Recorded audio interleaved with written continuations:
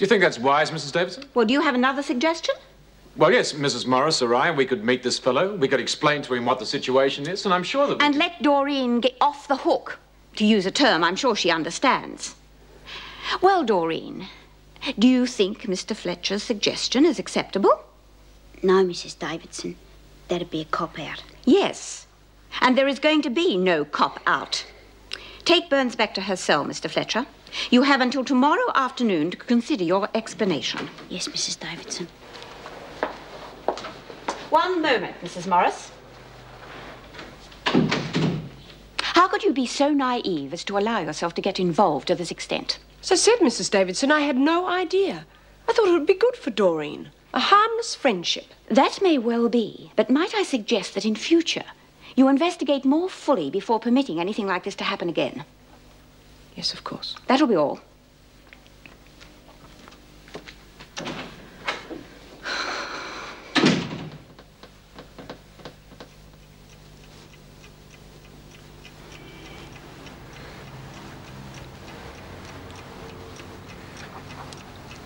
Chrissy, you awake? What do you want? Just tell me one thing. Why? Why what? Why the change? I thought you felt about me the same way as I feel look, about just you. leave it alone, will you? Just tell me why. What happened? Look, if it's someone else... No. No, there's no one else. So what is it then? Chrissy, I need to know. All right. You disgust me. Anything else? You still haven't answered me question.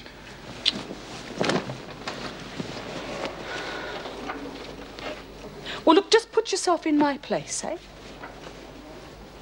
There I was, stuck in jail, pregnant, all alone. I needed you then, Mick. I really did. So I have my baby, and then she's taken away from me. And I'm left to work it all out, all by myself. Then up comes parole. And I think, good. Maybe this is a chance to start again. Maybe even get Elizabeth back. And then right out of the blue, in lobs Mick. All lovey-dovey. Says he's going to get me out of there. Give me an even better chance to get Elizabeth back. That was really good timing, Mick. But where were you when we needed you, eh? I came back as soon as I could. Did you? Well, it wasn't soon enough, was it? Why couldn't you have come before she was born? We could have been married then, and she would have had a proper home to go to instead of being stuck in that bloody dump. So come on, Mick. What's the story? Where have you been all this time, then? Look, I know you can get married in prison. And I know you can even have your kids in to visit. But it all attracts attention. Well, sometimes even the newspapers give it a splash, and I couldn't afford that kind of risk. Still can't.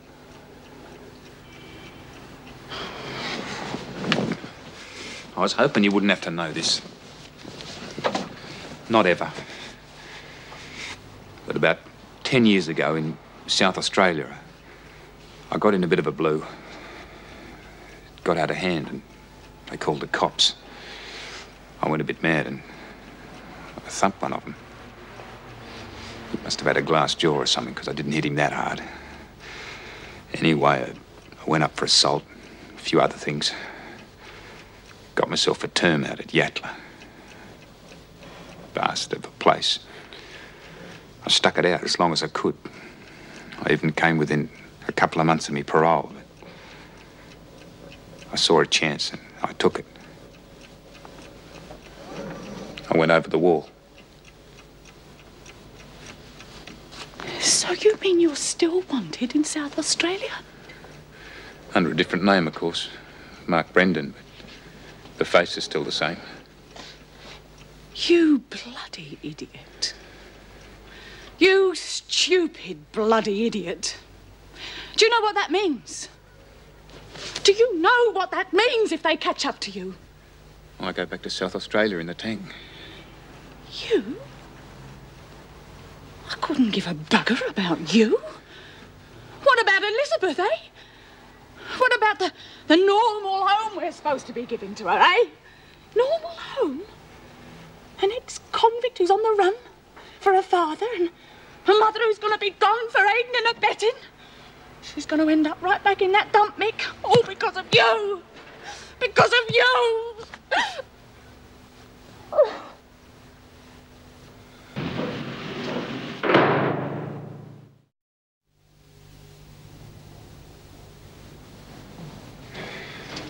Mick, don't you think you should stay indoors? I mean, someone might spot you.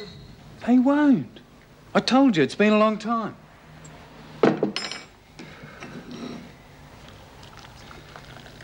Look, I tried to tell you last night. I'm safe as long as I don't do anything to get noticed. Yeah, such as having your picture took at a prison wedding. Exactly. I just have to lead a normal life. I've laid low up till now. And I've worked hard and settled down, so if I do get busted, I've got a lot going for me. We have. It'll be all right.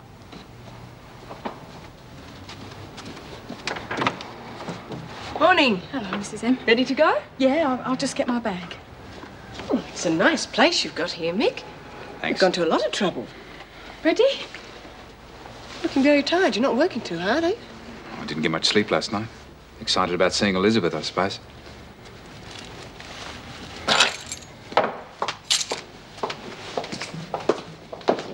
Well, I don't know. Wish I was going out for a walk with a fella. Oh, yeah, for the first and last time. So what? Out is out. Now, you don't know that it's going to be the last time, honey. He might like you, want to see you again. Oh, yeah. Especially after all the bull I handed him. 36, 24, 34. Look at me. You sent him a photo, didn't you? So he knows what you look like. It's the opposite of exaggerate. Oh, never mind. You send him your photo, and he wants to see you again, so I reckon it's a very good sign. Oh, yeah, I never thought of that. No. What about all that other stuff I said about where I work? Go on, Burns. The governor's waiting for you. Oh, Struth. Go on, enjoy yourself. I doubt if she'll enjoy this little outing. Come on. Good luck, man. Yeah. Poor kid. I still wish it was me. Thank you, Mrs. Morris. I'm sorry I had to do that. That's all right. I quite understand you've got to have some form of identification. Well, I think you're both very fortunate to have someone like Mrs. Morris who's prepared to give up her free time to help you. Yeah, we are. Oh, he's that delightful little child of yours. Do you think she really cares about that child? Seems that way, doesn't it? Oh, just one thing before you go. Elizabeth must be back by 4 o'clock, and not a moment later. Can't throw our system out, can we? She'll be back by 4. Mrs. Davidson. Yes, Doreen, what is it? Couldn't I just write to him and explain what's happened? He would understand. I know he would. We have already discussed that, and I have told you no. Now, I know it's not going to be easy for you, but you owe it to that man to meet him face to face. Yes, Mrs. Davidson. Fine. Now, shall we go? We'll be back a little later, Mr. Fletcher. The way things are going, I reckon I should be up for foreman in about 18 months, which will put me into a pretty good wage bracket. So, if the cost of housing doesn't skyrocket, we should be able to put a deposit on a home of our own. Well, where would you like to live?